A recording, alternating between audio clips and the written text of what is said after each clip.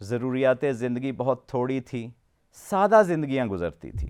MBBS کی بھی اوقات ختم ہو گئی کہ کسی بھی حساب کے اندر اگر پچھلے دور کے آپ نے سلوشن اسٹریٹجیز اگلے دور کے اندر لگانے کی کوشش کی تو وہ ریسیپی فار ڈیزاسٹر ہے کہ 1857 کی جنگ آزادی کے اندر جب مسلمانوں نے بہترین جذبہ جہاد کے ساتھ لڑنے کی کوشش کی تو آگے کمزور سا ایک بندہ ایک بندوق لے کے کھڑا تھا یہ توپ سے، اس نے ان سب کو اڑا کے رکھ دیا۔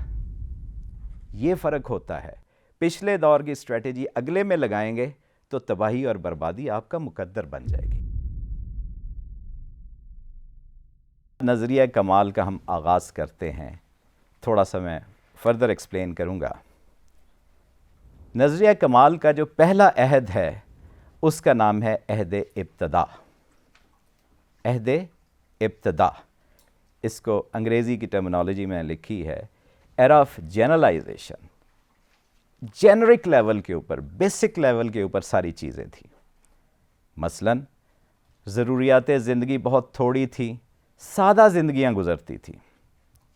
آپ جب بھی دیکھیں ان لوگوں کو، جیسے میں نے عامش لوگوں کی مثال دی، آج بھی ان کی زندگی سادہ ہے، بہت لمبے چوڑے لائف سٹائلز نہیں ہیں، لگژریز نہیں ہیں، تعیشات نہیں ہیں اس کے اندر۔ مارکیٹ پلیس دیکھیں تو اس دور کے اندر چھوٹی چھوٹی شاپس ہوا کرتی تھیں اور اس میں ضرورت کی ساری چیزیں ایک ہی جگہ پہ مل جاتی تھی کیونکہ ضروریات ہی بہت تھوڑی تھیں۔ پھر جانوروں کے ذریعے زراعت بھی ہوتی تھی اور موڈ آف ٹرانسپورٹیشن بھی انہی کے اوپر بیس کرتا تھا، جانوروں کے اوپر ہی سفر ہوتے تھے، انہی کے اوپر مال برداری ہوتی تھی، سب کچھ جانوروں کے اوپر ہوتا تھا۔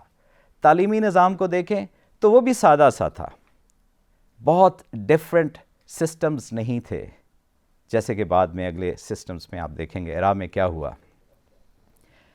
اسی طریقے سے اگر پروفیشنز کی طرف جائیں تو پروفیشنز بھی بڑے لیمیٹڈ تھے، اس کے اندر بہت تھوڑے پروفیشنز تھے، نائی، دھوبی اور اس طرح کے جو ہے پروفیشنز تھے کہ بہت ہائیلی اسکلڈ قسم کے لوگ، جیسے آج کل ہم نے چیزیں دیکھی ہیں، ایسے نہیں تھا۔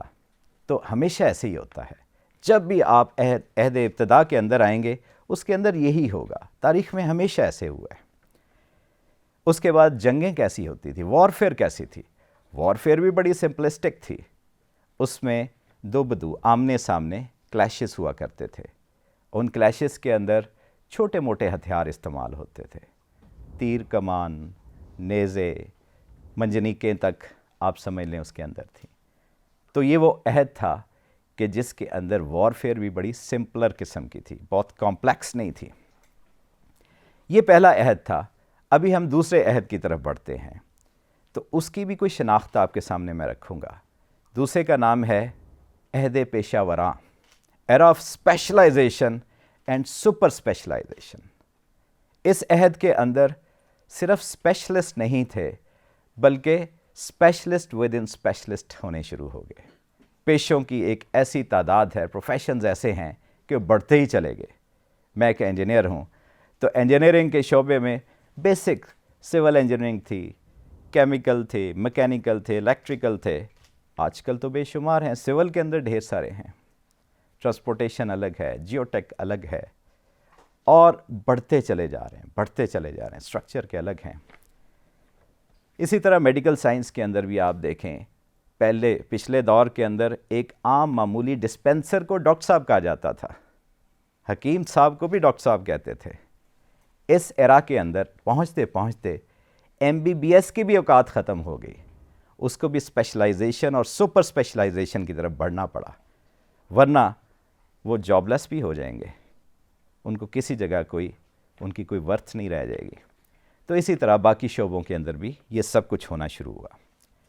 مارکیٹ پلیس کے اندر ہم چلے جائیں تو مارکیٹ بھی ایکسکلوسیو ہونا شروع ہوگی، اسپیشلائز ہونا شروع ہو گئی۔ یہ صرافہ مارکیٹ ہے، اس میں جیولری کا سامان ملے گا۔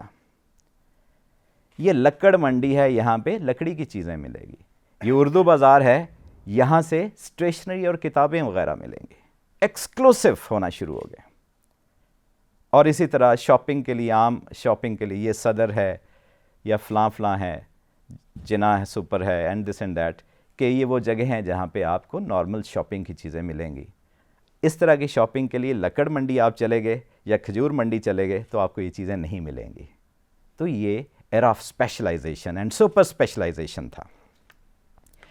اسی طرح ایگریکلچر کے اندر اینڈ ٹرانسپورٹیشن کے اندر چلیں تو مشینز آ گئیں ہر جگہ، میکنائزیشن آنی شروع ہو گئی. جو ہاتھوں سے کام ہوتے تھے وہ مشینز کرنے لگ پڑیں. پروڈکٹیوٹی بھی بہت بڑھ گئی اس کے اندر. سفر نسبتاً کم وقت میں ہونا شروع ہو گیا. یہ الگ بات ہے کہ فاصلے تو کم ہو گئے، جلدی سے وہ طے ہونے لگ پڑے، لیکن دوریاں بڑھنا شروع ہو گئی اس کے اندر. فاصلے، گاڑیاں ہیں، جہاز ہیں، کیا سے کیا ہے، لیکن انسان سے انسان آہستہ آہستہ دور ہوتے چلے گئے. ایک ہی گھر میں بعض اوقات بات چیت کرنے میں بھی آپ کو وقت لینا پڑتا ہے. اسی طرح ایجوکیشنل سسٹم کے اندر بھی بڑی تیزی سے تعلیمی نظام تبدیل ہوئے. پہلے ایک سسٹم تھا، پھر انگریزی کے سسٹم آنا شروع ہوئے. یہ آکسفورڈ ہے، یہ کیمبرج ہے، یہ انٹرنیشنل بیکلریٹ ہے، یہ اس کے آگے بھی ابھی چلتا چلا جا رہا ہے. یہ بڑھتا ہی چلا جا رہا ہے. تو یہ ایجوکیشن سسٹم کے اندر بھی اسی طرح سے معاملات تبدیل ہوئے. وارفیئر کے اندر اگر ہم دیکھیں تو جنگوں کی صورتحال، ان کی حیت بالکل چینج ہو گئی. پہلے یہ جنگ تھوڑی سی لوگ، بھلے وہ ہزاروں میں ہوں، لاکھوں میں ہوں، وہ آپس میں دوب دو لڑتے تھے. ابھی سٹینڈ آف بڑھ گئے، ڈسٹینسز بڑھ گئے. کہیں توپیں آ گئیں، کہیں ٹینکس آنے شروع ہو گئے. تو جو بری ہمارے افواج تھیں، ان بری افواج کے اندر بھی بہت ساری اسپیشلائزیشن آنی شروع ہو گئی. فضائیہ علیحدہ آ گئی، اس کی علیحدہ اسپیشلائزیشن ہے. نیول فورسز کی علیحدہ اسپیشلائزیشن سٹارٹ ہو گئی. نئے نئے میدان جنگ کھڑے ہو گئے. تو یہ ہوا دوسرے دور کے اندر، عہد پیشہ وراں کے اندر. ابھی ہم تیسرے عہد کی طرف میں آپ کے سامنے اس کی شناخت بیان کروں گا. اور اس تھیوری کے مطابق ہم پہلے میں نہیں ہیں، دوسرے میں بھی نہیں ہیں، تیسرے دور کے اندر ہیں، تیسرے عہد کے اندر ہیں. اس کا نام ہے عہد کمال یا عہد انتہا، era of optimization. Era of optimization. یہ دور علوم و فنون اور زاویہ فکر کے حساب سے بہت ہی انقلابی ہے، بالکل ہی مختلف ہے، بالکل ہی مختلف ہے. جیسے میں نے پہلے ذکر کیا کہ کسی بھی حساب کے اندر اگر پچھلے دور کے آپ نے سلوشن، اسٹریٹجیز اگلے دور کے اندر لگانے کی کوشش کی تو وہ ریسیپی فار ڈیزاسٹر ہے. جیسے پچھلے دور کی میں مثالیں آپ کو دوں کہ 1857 کی جنگ آزادی کے اندر جب مسلمانوں نے بہترین جذبہ جہاد کے ساتھ لڑنے کی کوشش کی، تلواریں تھیں، گھوڑے تھے ان کے پاس، اور سامنے سے اور بڑے جرری تھے، طاقتور تھے، تو آگے کمزور سا ایک بندہ ایک بندوق لے کے کھڑا تھا، یہ توپ سے اس نے ان سب کو اڑا کے رکھ دیا. یہ فرق ہوتا ہے. پچھلے دور کی اسٹریٹجی اگلے میں لگائیں گے تو تباہی اور بربادی آپ کا مقدر بن جائے گی.